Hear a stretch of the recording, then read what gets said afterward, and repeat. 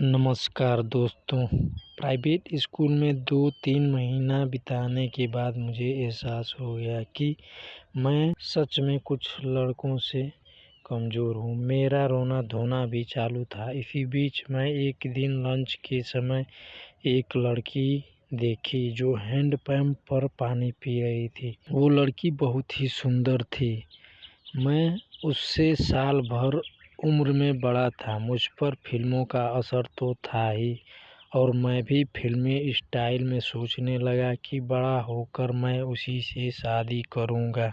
उससे पहले मैं उस लड़की को देखा नहीं था क्योंकि वह मेरे क्लास में नहीं पढ़ती थी। बाद में पता चला कि वो मुझसे एक क्लास पीछे है और वो गाना भी गाती है।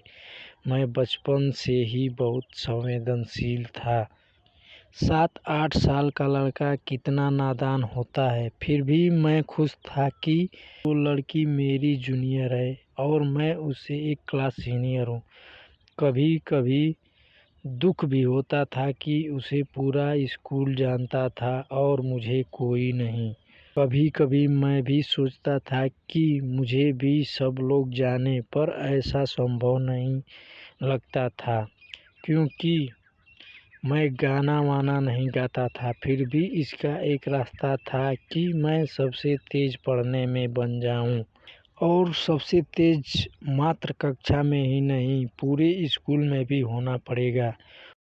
स्कूल की परीक्षाओं में सबसे ज़्यादा प्राप्तांक मेरा ही होना चाहिए, तब जाकर सभी लोग मुझे जानेंगे, वरना कोई नहीं जानेगा, वो लड़की भी नहीं। ये सब बातें बस मैं सोच रहा था 8 साल की उम्र में। खैर कुछ दिन के बाद मैं ये सब भूल गया क्योंकि उस लड़की को रोज़ नहीं देख पाता था और कभी-कभी देख भी लेता तो डरता था। कुछ और महीने बीतने के बाद मैं उस लड़की को एकदम ही भूल गया। फिर भी वो लड़की आज याद आ गई क्योंकि मैं जिस दिन उस लड़की को देखकर सोचना शुरू किया, उसी दिन मैंने अपनी बर्बादी के बीज बो दिए थे। इसमें उस लड़की का कोई दोष नहीं था। दोष था तो उसमें केवल मेरी परवरिश का, शिक्षा के अभाव का था, जिसके चलते मुझे बॉलीवुड फ़िल्मों की लत लग गई और जो फ़िल्म नहीं देखनी चाहिए वो भी देखी। ये फ़िल्में मेरी सोच में पूरी तरह समाहित हो गईं और इसका ताज़ा उदाहरण यह हुआ कि मैंने 8 साल की उम्र में हमसफ़र चुनने की गलती कर दी, जो आगे चलकर मेरी बर्बादी का मुख्य कारण बना। जिस पर जो बीतता है उसका मर्म वही जानता है। कहने को तो कोई कुछ भी कह सकता है, मैं भी कुछ भी शेयर कर सकता हूँ।